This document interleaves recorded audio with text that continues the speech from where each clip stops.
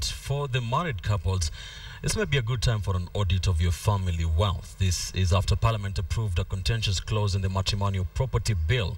The clause now demands that in the event of a divorce, parties in a marriage can only claim property according to their contribution towards its acquisition. KTN's Edith Kimani has the details.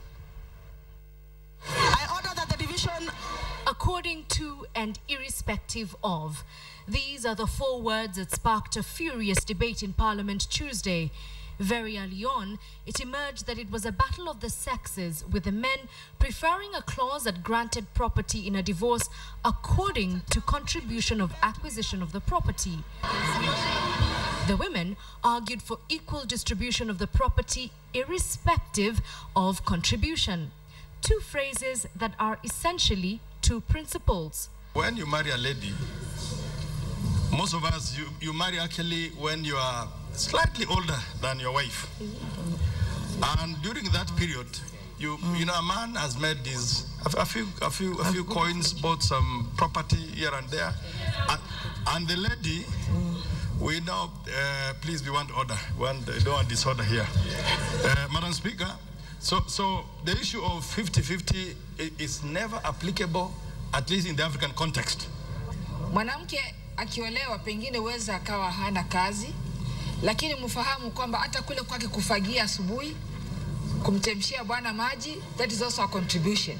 Before you marry, you have to pay a lot of dowry to this lady.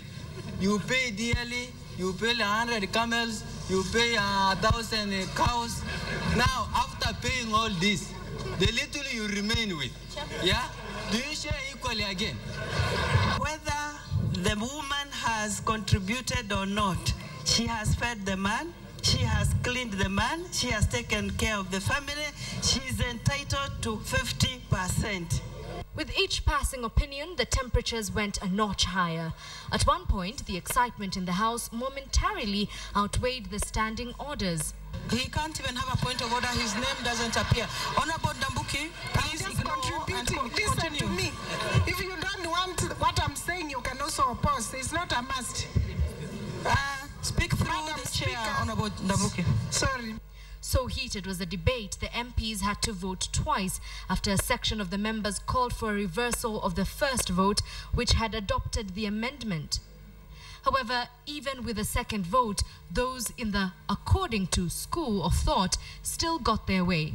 But I also will be urging that the women of Kenya do consider freezing conjugal rights for quite a number of days.